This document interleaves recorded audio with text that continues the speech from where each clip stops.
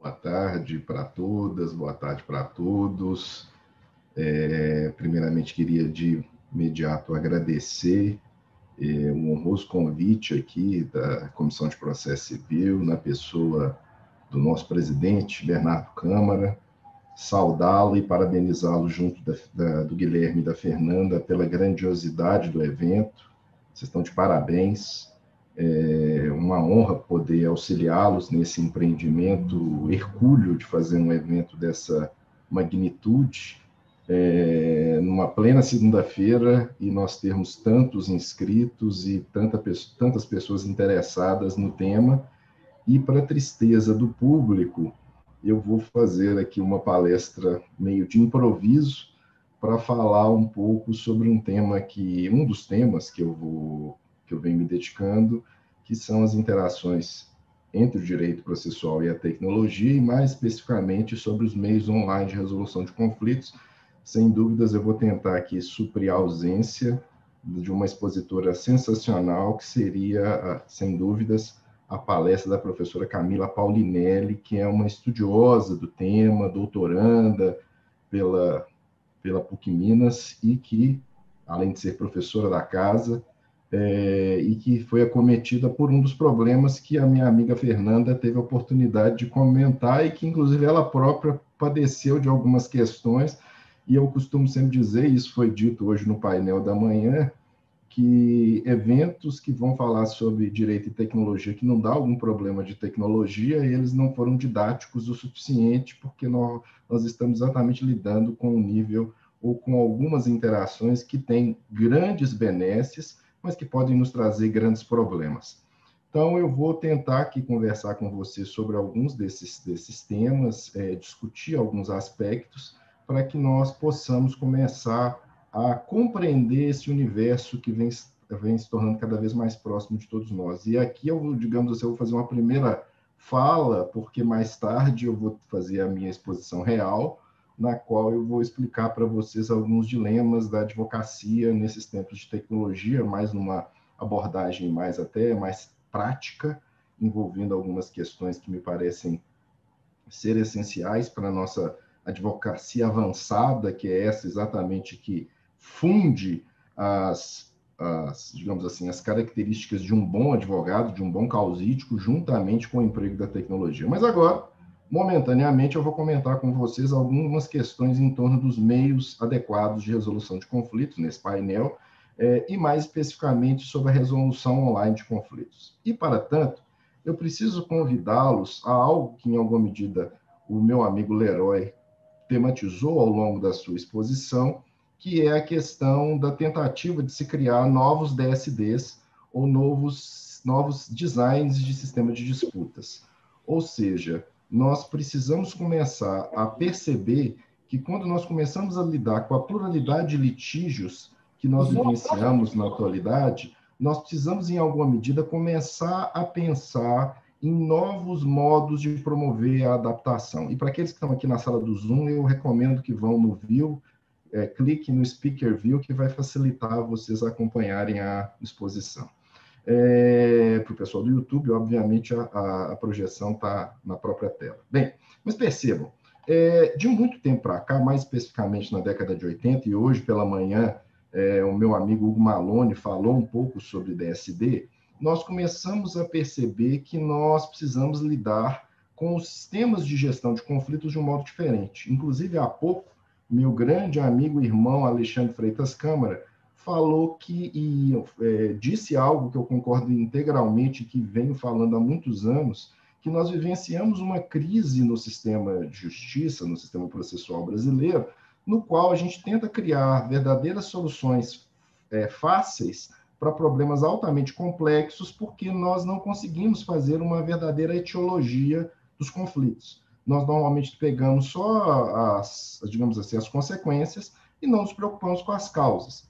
E quando a gente começa a pensar em meios adequados de resolução de conflitos, nós estamos efetivamente precisando pensar em novos DSDs, ou seja, em novos designs, para além daqueles que convencionalmente a processualística ordinariamente apresenta. Porque se nós não começarmos a identificar as causas do conflito, e a existência de padrões, através, inclusive, da mineração de dados que a tecnologia vai nos ofertar, nós não vamos conseguir resolver os conflitos adequadamente.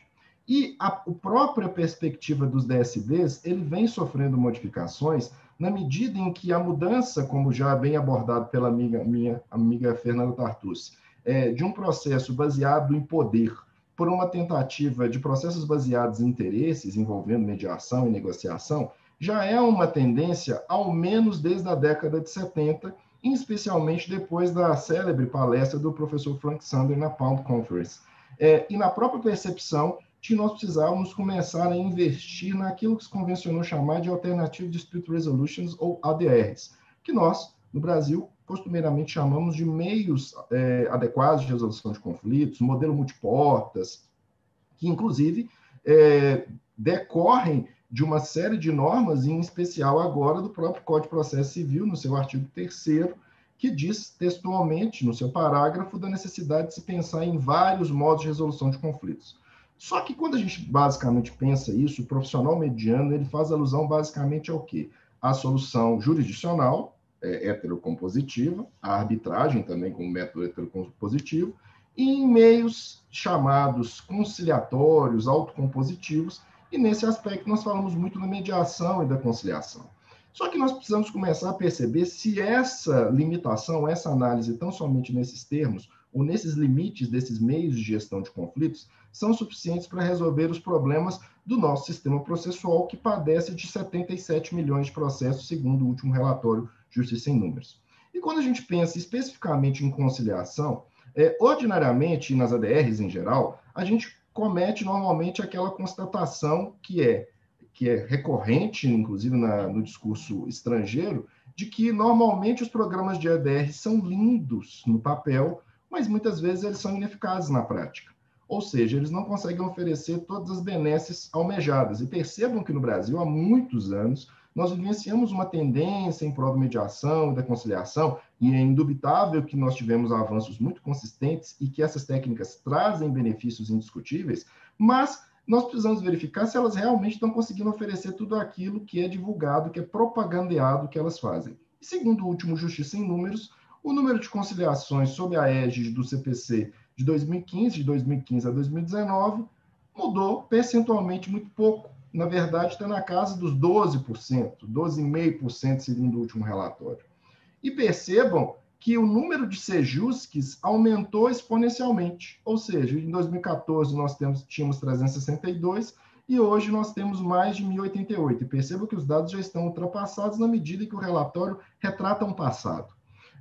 Agora, se esses mecanismos de ADR eles não são suficientes, nós precisamos começar a pensar em novos DSDs, em novos designs. E é exatamente nesse momento que surge as benesses e os dilemas da chamada virada tecnológica no direito processual. E o que se trata essa virada tecnológica? É a percepção de que a tecnologia ela vai impactar as nossas profissões, e no nosso caso como advogados, não simplesmente servindo como meio. Ela, claro, serve como meio também, e eu vou falar um pouco disso mais tarde, na palestra de mais tarde. Mas, nesse momento, eu quero comentar acerca da virada tecnológica um outro aspecto. A percepção de que ela muda a nossa própria percepção do nosso entorno.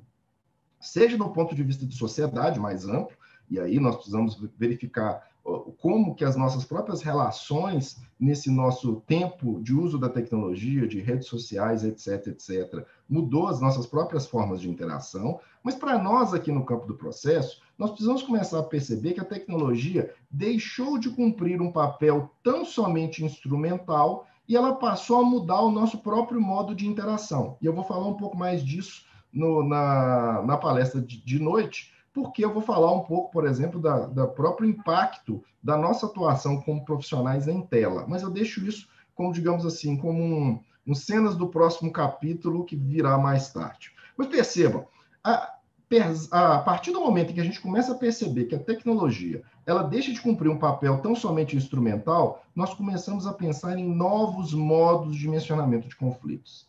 E é nesse aspecto que a tecnologia abre o campo para, no início daquilo que a gente chamava de ADRs, feitas de modo online, e que hoje nós começamos a falar ou chamar de Online Dispute Resolutions, ou resoluções online de conflitos.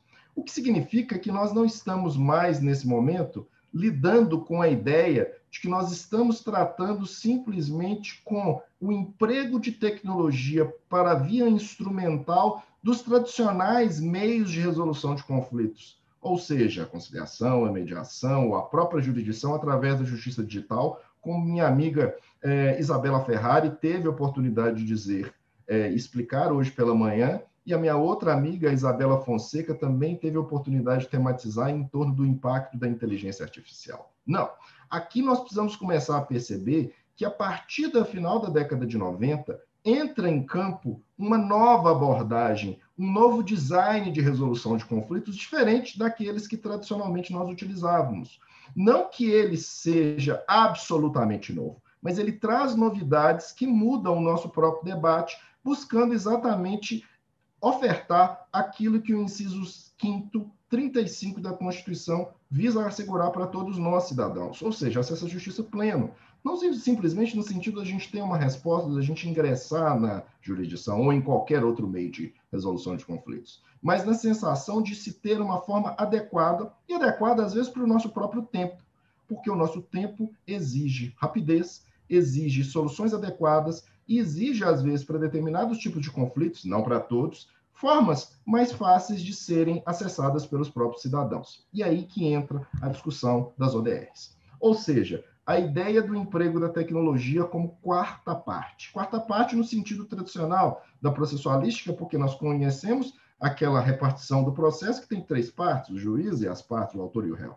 Aqui a tecnologia ingressa como quarta parte, forjando uma nova forma, um novo modo de dimensionamento de conflitos. Por quê? Quando eu falo em ODR, eu estou falando basicamente o quê? Na resolução online, mediante o uso das TICs, das tecnologias de informação e comunicação, para resolver disputas, mas que vão criar, inclusive, novos designs para o dimensionamento de conflitos. Não só os tradicionais, mas com inovações.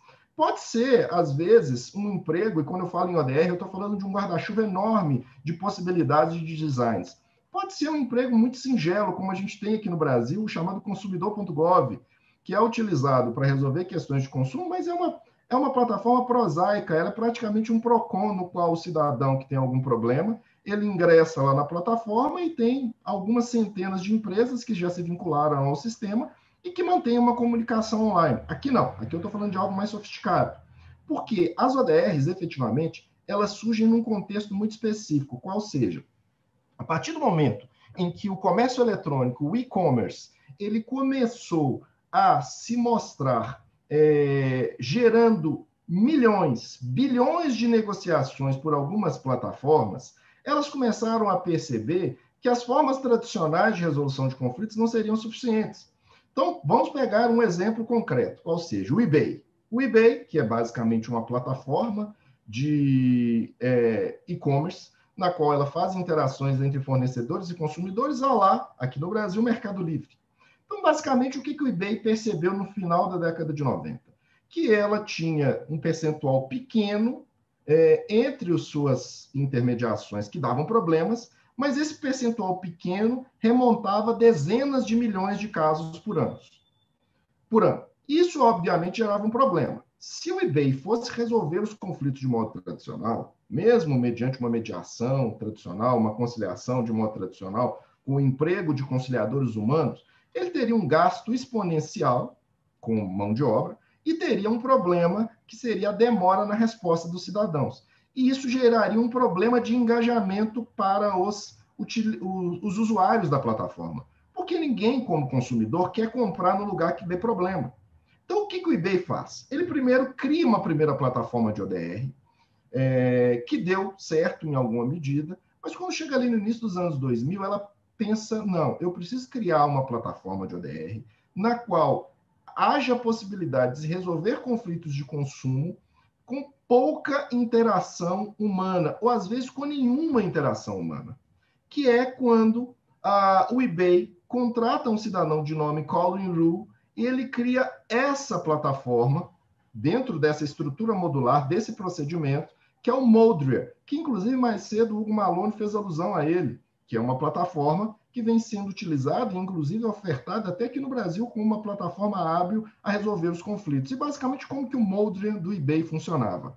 Ele criava 4 etapas, sendo que as 2 primeiras etapas se dão mediante o emprego de abordagens tecnológicas, robóticas, inclusive com o emprego na segunda etapa de inteligência artificial, na qual, ou seja, de agentes especialistas para resolver problemas, nos quais eu tenho etapas que vão auxiliar os cidadãos a resolver os seus conflitos sem ou com quase nenhuma interação humana.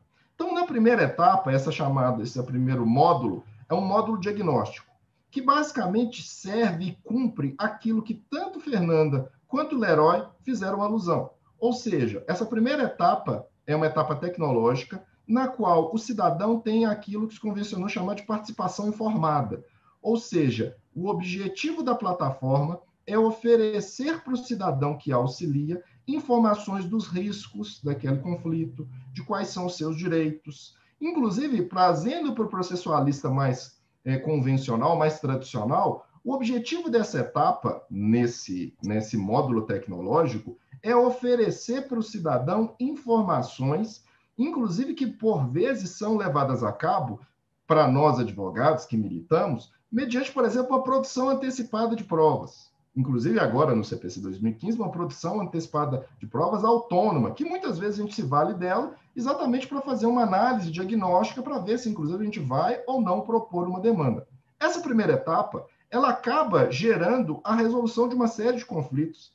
Inclusive aqui no Brasil há uma proposta que deve entrar em pauta, em operação daqui a algum tempo nos tribunais aqui, inclusive dentro do projeto guarda-chuva do ministro Fux, e da própria tendência de, digamos, fomento de tecnologia no judiciário, que é uma etapa, por exemplo, em relação a plano de saúde, o cidadão vai ser informado, quando ele for propor uma demanda, por exemplo, da documentação do seu contrato, que por vezes a pessoa desconhece, ou de questões de como que os tribunais vêm decidindo, ou seja, uma etapa de participação informada tecnológica, que às vezes só essa etapa e a oferta dessas informações já resolve o conflito, porque, como dizia Menger lá em 1800 e pouco, 1880 e pouco, como dizia Capelletti no relatório do projeto Firenze de Acesso à Justiça de 78, por vezes os cidadãos têm conflitos porque eles desconhecem seus direitos. E o objetivo dessa primeira etapa é exatamente fornecer o quê? Conhecimento.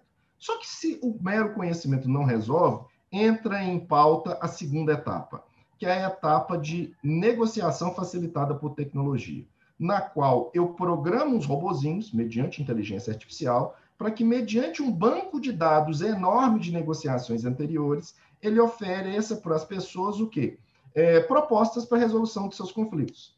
E como esses robôs eles são treinados com milhões de negociações anteriores, ele vai aumentando a sua performance com o passar do tempo, e que faz com que as chances de obtenção de acordo nessa segunda etapa seja altíssima. Só para vocês terem uma ideia, quando o Modria entra em operação em 2003 no eBay, ele fez 60 milhões de acordos. E o número não está sendo sobrevalorizado. São 60 milhões de acordos. E de lá para cá, o mínimo de acordos que o Modria fez para o eBay foi 40 milhões de acordos por ano. E essa plataforma, caso se frustrem essas primeiras 2 etapas, eu entro numa etapa aí sim mediada por humanos, na qual apresenta-se um ser humano para tentar fazer mediação, acordo, e finalmente uma etapa decisória. Mas esse modelo, essa estrutura modular do Modria cria uma nova cognição para a processualística, um novo design, e esse design de resolução online, ele é copiado no mundo inteiro, inclusive para os próprios tribunais da jurisdição estatal. E eu vou mostrar isso para vocês na sequência. Mas antes, eu não posso deixar de falar algo importante. Qual? Esse conhecimento que os dados do Modria foram gerando para o eBay, depois para o PayPal, e depois foi se ampliando para uma série de outras plataformas de ODR no mundo inteiro, e existem estudos muito sofisticados sobre o tema desde o início dos anos 2000, ele começou a gerar uma percepção importante, que casa com a preocupação do meu amigo Câmara, qual seja, e que foi dito mais cedo pelo meu amigo Hugo Malone.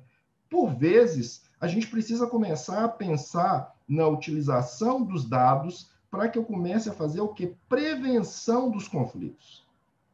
Eu começo a saber de onde eles estão eclodindo. Se em qualquer etapa o judiciário começar a estruturar sua base de dados, a minerar os dados, ele pode começar a fazer aquilo que eu já chamei de etiologia dos conflitos, saber as causas.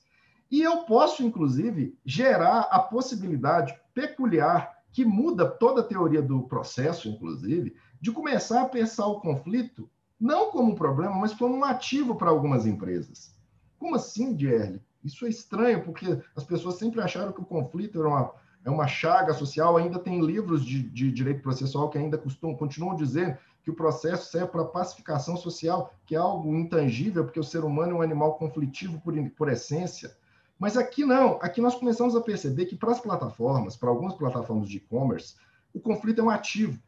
Então percebam, por exemplo, que quando o eBay e o Mercado Livre, eles começaram a verificar que se eles criassem plataformas internas para resolver os conflitos, eles conseguiriam resolver esses conflitos com maior proficiência e eles conseguiriam fazer com que as pessoas efetivamente pudessem resolver mais rápido os seus conflitos dentro da plataforma, as pessoas começaram a migrar para o Mercado Livre e para o eBay para comprar. Porque para que eu vou comprar num lugar ou numa loja eletrônica na qual eu possa ter problema? Que eu vou ter que ir no juizado, vou ter que ir no PROCON, se eu tenho uma plataforma que eu resolvo no meu smartphone. Ou seja, eu começo a perceber e começa a ser divulgada a possibilidade de começar a se perceber que o conflito precisa ser visto como algo, às vezes, positivo para algum desses. E isso pode ser uma vantagem tática, para se você advoga, por exemplo, uma empresa que presta esse tipo de serviço eletrônico. Claro que temos riscos, porque a partir do momento em que as empresas fazem sempre uma análise de custos para a própria montagem das suas DSDs, ela pode pensar em criar uma ODR para que ela mesma se valha dessa ODR para induzir acordos que possa facilitar a sua vida como repeat player, como litigante habitual. E, inclusive, pode se valer de técnicas tecnológicas, que a gente chama de captology, para usar tecnologia persuasiva para captar o interesse e o convencimento das pessoas. E isso é feito hoje, tem todo mundo estudando em torno de fake news, uso de tecnologia persuasiva no âmbito de publicidade para política, mas isso pode ser feito para a criação de uma ODR na qual eu mesmo sou a parte. E aí eu tenho um problema muito sério, que alguns vão ser otimistas, como o próprio Colin Rue, que foi o idealizador do Moldre, acreditando que as empresas responsáveis, ou as que fujam da sua responsabilidade, serão proscritas, mas eu acho que a gente precisa pensar em alguma forma de regulação para evitar os problemas. Agora, esse modelo, inclusive, de ODR, vem ganhando força no âmbito dos tribunais, ou seja, a CRT canadense já é um tribunal, o Civil Resolution Tribunal do canadense, ele já é um tribunal que usa essa estrutura modular do Moldre. Na Inglaterra também se projeta uma estrutura modular também para tentar dimensionar conflitos mediante justiça digital. Só que eu queria, para finalizar a nossa conversa, deixar algumas provocações para vocês. Ou seja, a ODR tem coisas muito positivas.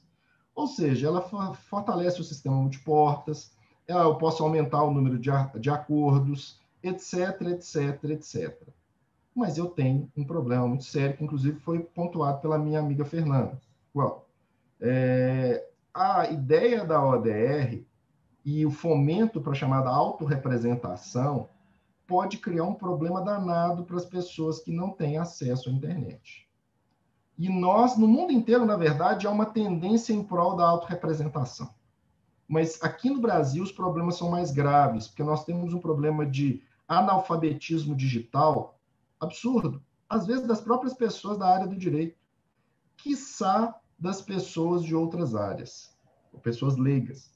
E a ideia de que a justiça digital vai facilitar o acesso à justiça é verdadeiro para um percentual da população brasileira. Mas para um outro percentual, a justiça digital ela pode ser um problema muito sério, na medida em que percebam que, por exemplo, durante a pandemia, uma série de pessoas começaram a ter problemas muito sérios para extrair um QR Code do seu celular para não enfrentar uma fila à frente da Caixa Econômica Federal. A pessoa não sabe mexer no celular.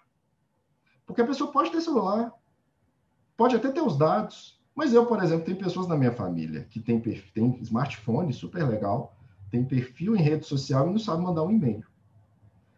Então, a gente precisa começar a sondar os problemas do impacto da tecnologia, mas levando em consideração a nossa população. Porque Porque quando a gente pensa no direito processual, a gente tem que sempre ter como mote o cidadão. E nós temos uma série de tendências que, por exemplo, eu me preocupo muito com a questão, então, de regular as ODRs, unir esforços nos tribunais, coletar dados, inclusive, para a criação de uma etiologia, e pensar até, talvez, um órgão para promover supervisão externa disso. Mas, como eu disse, isso aqui é mais um improviso para tentar, nesse tempo que me pediram, falar um pouco para vocês, e mais tarde eu volto para a gente poder discutir um pouco mais sobre as interações entre o direito processual e a tecnologia, e desde já eu deixo aqui alguns contatos para que a gente possa continuar a nossa conversa mais tarde. Muito obrigado.